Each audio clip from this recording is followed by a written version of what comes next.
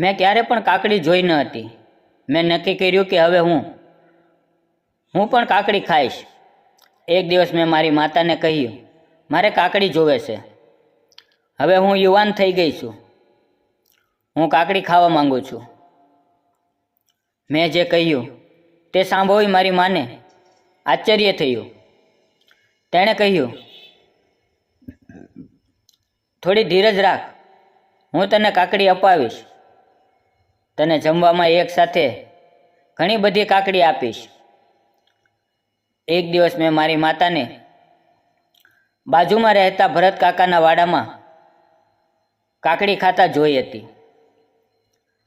આથી તે જ દિવસે મેં નક્કી કર્યું હતું કે હું પણ ભરત કાકાના વાડાની કાકડી ખાઈશ.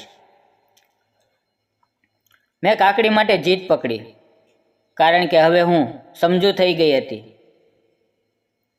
તો પછી મારે કાકડીની માંગ કેમ ન કરવી? અને જો હું મારી માતા પાસે કાકડી ન માંગું તો હું કોની પાસે માંગું?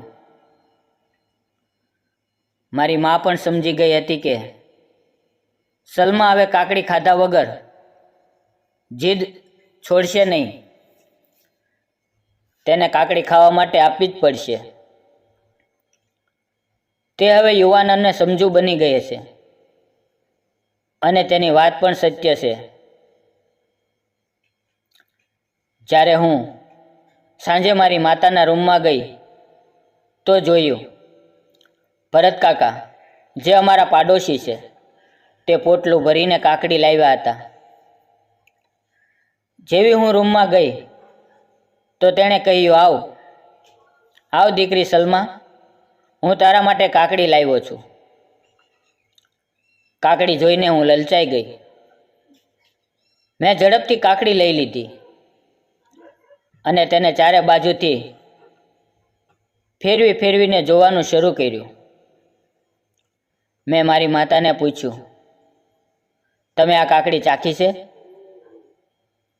તો તેણે કહ્યું, હા, મેં થોડી વાર પહેલાં જ કાકડી ખાધી છે અને તે ખૂબ જ મીઠી પણ છે.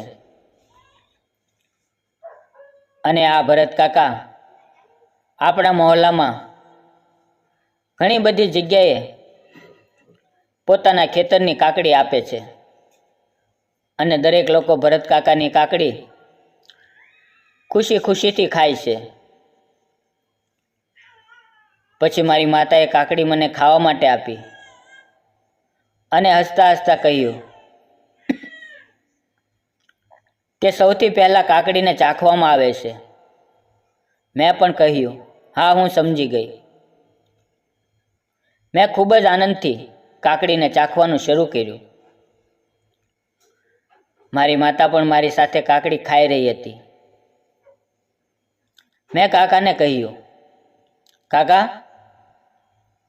તમારા વાડાની કાકડી ખૂબ જ મોટી અને સાથે સાથે મીઠી પણ છે.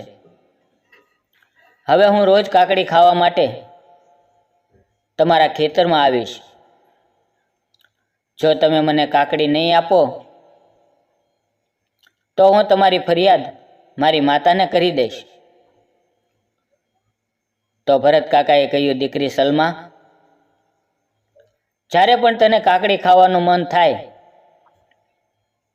એટલે તું નિસંકોચે કોઈ પણ સમયે મારા ખેતર આવી શકે છે.